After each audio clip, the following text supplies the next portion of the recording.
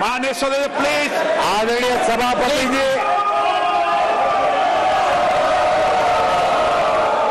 हम बचपन से सीखते हुए आए हैं, गांव का हो शहर का हो, गरीब हो अमीर हो, इस देश का हर बच्चा ये जानता है ईश्वर का हर रूप, आदरणीय सभापति जी, ईश्वर का हर रूप दर्शन के लिए होता है। ईश्वर का कोई भी रूप निजी स्वार्थ के लिए, प्रदर्शन के लिए नहीं होता है। जिसके दर्शन होते हैं उसके प्रदर्शन नहीं होते हैं। आदरणीय सभापति जी, हमारे देवी देवताओं का अपमान 140 करोड़ देशवासियों के दिलों को गहरी चोट पहुंचा रहा है।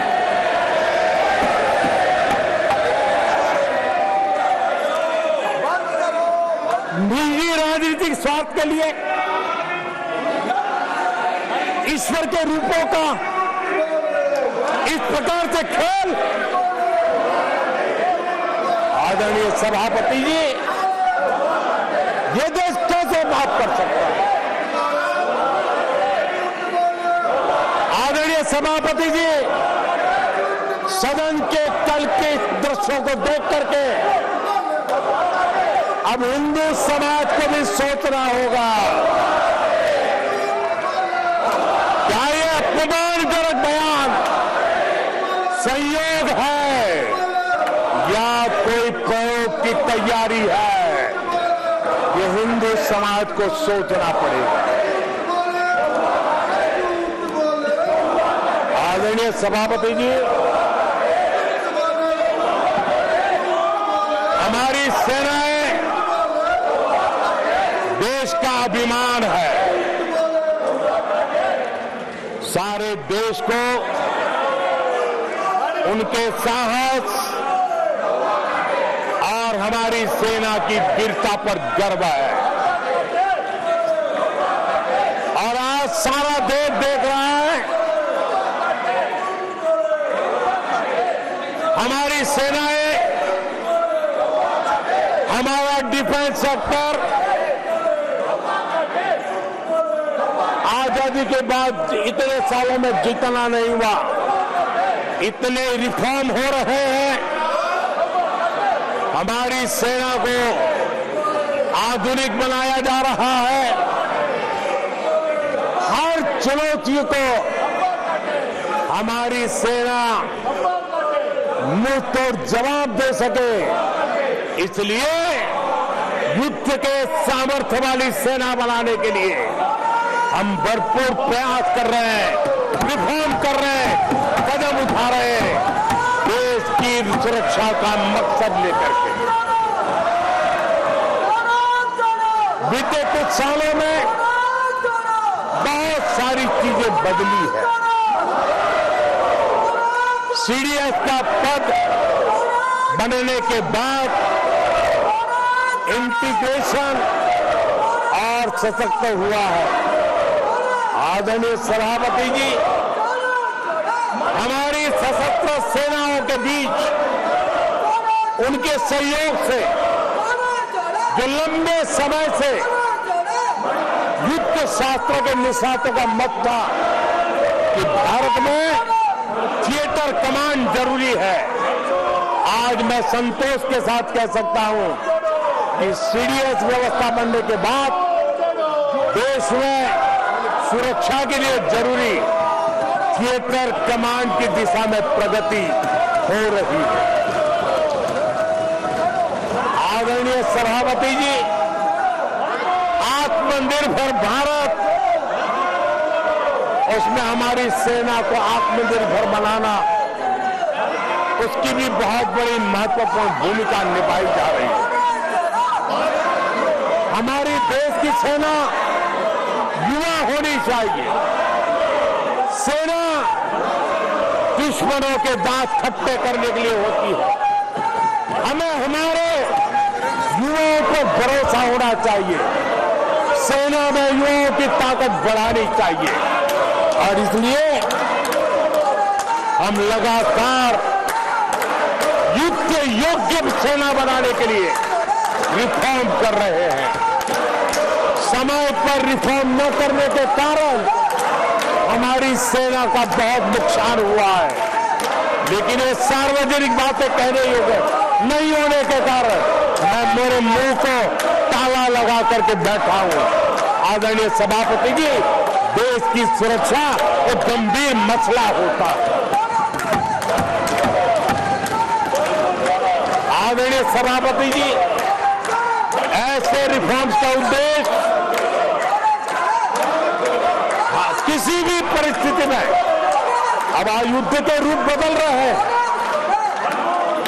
संसाधन बदल रहे हैं, शस्त्र बदल रहे हैं, टेक्निक बदल रही है, ऐसे में हमें हमारी सेनाओं को उसी चुनौतियों के अनुरूप तैयार करना ये बहुत बड़ी जिम्मेवारी होती है, जिसको निभाने के लिए गालियां खा करके भी, झूठे आरोप सह करके भी, मुंह पर ताला लगा करके हम काम कर रहे हैं। ऐसे समय देश की सेना को आधुनिक बनाना, सशक्त बनाने के ऐसे समय कांग्रेस क्या कर रही है? ये झूठ फैला रहे हैं। डिफेंस रिफॉर्म के प्रयासों को कमजोर करने का षड्यंत्र कर रहे हैं। आदरणीय सभापति जी, दरअसल कांग्रेस के लोग कभी भी भारतीय सेनाओं को ताकतवर होते नहीं देख सकते। आदरणीय सभापति जी, कौन नहीं जानता कि नेहरू जी के समय देश की सेनाएं कितनी कमजोर होती थी। हमारी सेनाओं में कांग्रेस ने जो लाखों करोड़ों के घोटाले किए, वही तरीका था जिस तरीके से देश की सेना को कमजोर किया है। ये देश की सेनाओं को कमजोर किया। जल हो, थल हो, नभ हो, सेना की हर आवश्यकता में इन्होंने देश आजाद हुआ तब से भ्रष्टाचार की परंपरा बनाई। जीप घोटाला हो, पनडुब्बी घोटाला हो, बोफोर्स घोटाला हो, इन सारे घोटालों ने देश की सेना की ताकत को बढ़ने से रोका है। वो भी एक वक्त था आदरणीय सभापति जी, कांग्रेस के जमाने में हमारी सेनाओं के पास बुलेट प्रूफ जैकेट भी नहीं हुआ करते थे।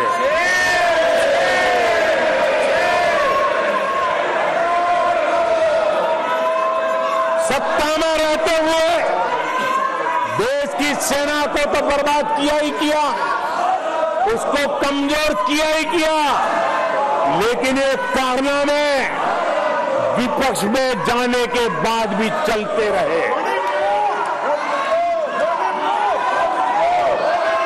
विपक्ष में जाने के बाद भी सेना को कमजोर करने के लगातार प्रयास होते रहे। जब ये कांग्रेस सरकार में थे तो फाइटर जेट नहीं लिए, और जब हमने कोशिश की तो कांग्रेस हस्ताओं की साजिश पर उतर आई। फाइटर जेट एयरफोर्स तक न पहुंच पाए, इसके लिए साजिशें की गई। आदरणीय सभापति जी, ये बालक बुद्धि देखिए कि राफेल के छोटे छोटे खिलौने बना करके उड़ाने में मजा लेते थे, देश की सेना का मजाक उड़ाते थे। अध्यक्ष जी, कांग्रेस ऐसे हर कदम का, हर रिफॉर्म का विरोध करती है जो भारत की सेना को मजबूती दे, भारत की सेना को मजबूत बनाए। माननीय सदस्यों, सभा की कार्रवाई माननीय प्रधानमंत्री जी के भाषण तक के लिए बढ़ाई जाती है और सभा की कार्रवाई सारी कार्रवाई पूरी होने तक बढ़ाई जाती है। आदरणीय सभापति जी, समय देने के लिए और समय का विस्तार करने के लिए मैं आपका हृदय से आभार व्यक्त करता हूं। आदरणीय सभापति जी, अब कांग्रेस के लोगों को ये पता चल गया है कि हमारे नौजवानों की ऊर्जा, हमारे सैनिकों का आत्मबल ही हमारे सशस्त्र बलों की सबसे बड़ी शक्ति है। और अब इस पर हमला करके और एक नया तरीका सेना में भर्ती को लेकर सरासर झूठ फैलाया जा रहा है ताकि लोग, मेरे देश के नौजवान मेरे देश की रक्षा करने के लिए सेना में न जाए, उनको रोकने के लिए षड्यंत्र हो रहा है। आदरणीय सभापति जी, मैं इस सदन के माध्यम से जानना चाहता हूं, आखिर किसके लिए कांग्रेस हमारी सेनाओं को कमजोर करना चाहती है?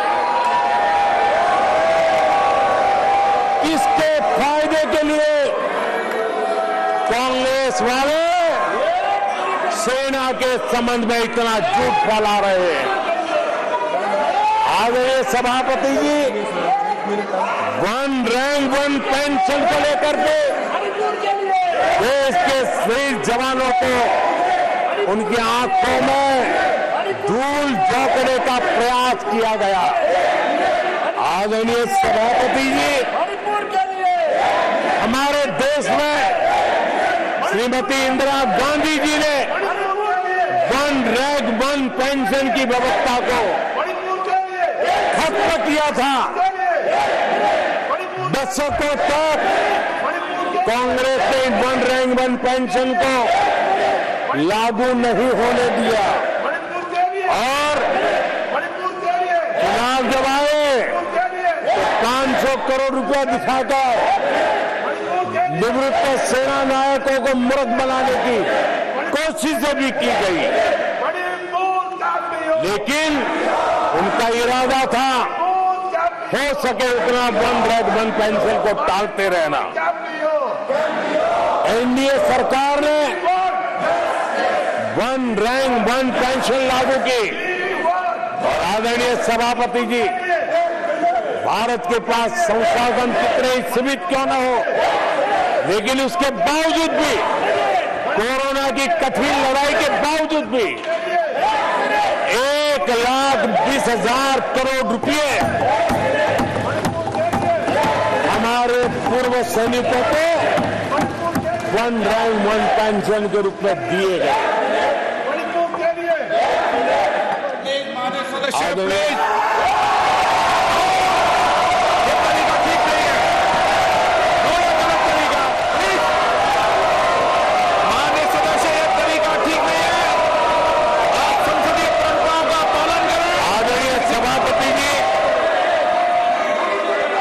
आदरणीय राष्ट्रपति महोदय ने